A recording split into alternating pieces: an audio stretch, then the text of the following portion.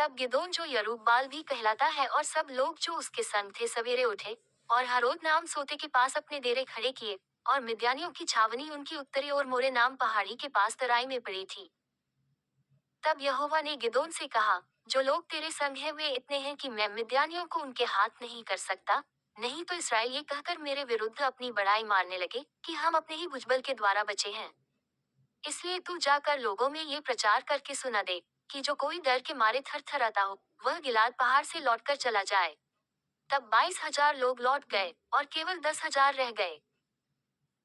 फिर यहोवा ने गिदोन से कहा, अब भी लोग अधिक हैं, उन्हें सोते के पास नीचे ले चल, वहां मैं उन्हें तेरे लिए परखूंगा, और जिस जिसके विषय में मैं तुझसे कहूँ कि यह तेरे संग चले वह तो तेरे संग चले, और जिस जिसके विषय में मैं कहूँ कि यह तेरे संग न जाए वह न जाए।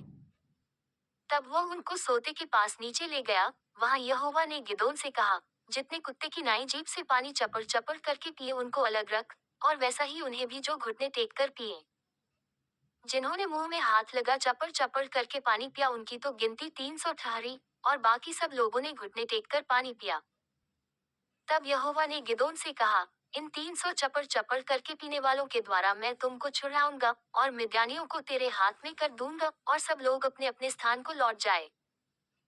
तब उन लोगों ने हाथ में सीधा और अपने अपने नरसिंगे लिए, और उसने इसराइल के सब पुरुषों को अपने अपने डेरे की ओर भेज दिया, परंतु उन 300 पुरुषों को अपने पास रख छोड़ा, और मिद्यान की छावनी उसके नीचे तराई में पड़ी थी।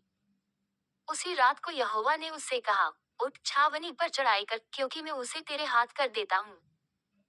परंतु यदि तू चढ़ाई करते डरता हो तो अपने सेवक फूरा को संग लेकर छावनी के पास जाकर सुन कि वे क्या कह रहे हैं, उसके बाद तुझे उस छावनी पर चढ़ाई करने का हियाव होगा। तब वह अपने सेवक फूरा को संग ले उन हथियार बंदों के पास जो छावनी की छोर पर थे उतर गया। मिद्यानी और अमालेकी और सब पूर्वी लोग तो टिड्डियों के समान बहुत से तराई में फैले पड़े थे, और उनके ऊंट समुद्र तीर के बालू के किनकों के समान गिनती से बाहर थे। जब गिदोन वहां आया तब एक जन अपने किसी संगी से अपना स्वप्न यूं कह रहा था कि सुन, मैंने स्वप्न में क्या देखा है कि जौ की एक रोटी लुढ़कते लुढ़कते मिद्यान की छावनी में आई, और डेरे को ऐसा टक्कर मारा कि वह गिर गया, और उसको ऐसा उलट दिया कि डेरा गिरा पड़ा रहा। उसके संगी ने उत्तर दिया, ये योआश के पुत्र गिदोन नाम एक इस्राएली पुरुष की तलवार को छोड़ कुछ नहीं है, उसी के हाथ में परमेश्वर ने मिद्यान को सारी छावनी समेत कर दिया है। उस स्वप्न का वर्णन और फल सुनकर गिदोन ने दंडवत की और इसराइल की छावनी में लौटकर कहा, उठो, यहोवा ने मिद्यानी सेना को तुम्हारे वश में कर दिया है। तब उसने उन 300 पुरुषों के 3 झुंड किए, और एक एक पुरुष के हाथ में एक नरसिंगा और खाली घड़ा दिया, और घड़ों के भीतर एक मशाल थी। फिर उसने उनसे कहा, मुझे देखो और वैसा ही करो। सुनो, जब मैं उस छावनी की छोर पर पहुंचूं, तब जैसा मैं करूं वैसा ही तुम भी करना।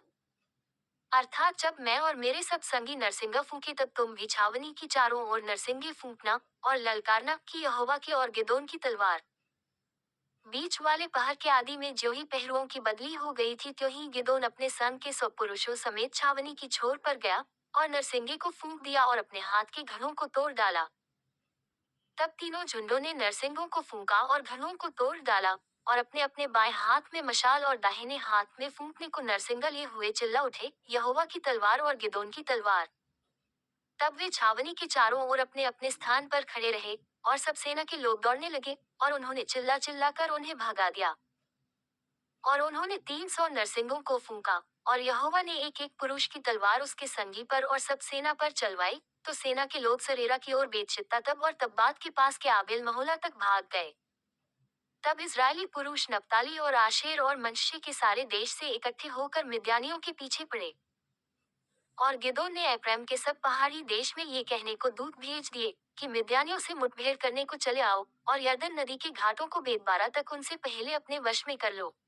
तब सब एप्रैमी पुरुषों ने इकट्ठे होकर यरदन नदी को बेतबारा तक अपने वश में कर लिया। और उन्होंने ओरेब और जेब नाम मिद्यान के 2 हाकिमों को पकड़ा, और ओरेब को ओरेब नाम चट्टान पर, और जेब को जेब नाम दाखरस के कुंड पर घात किया, और वे मिद्यानियों के पीछे पड़े, और ओरेब और जेब के सिर यरदन के पार गिदोन के पास ले गए।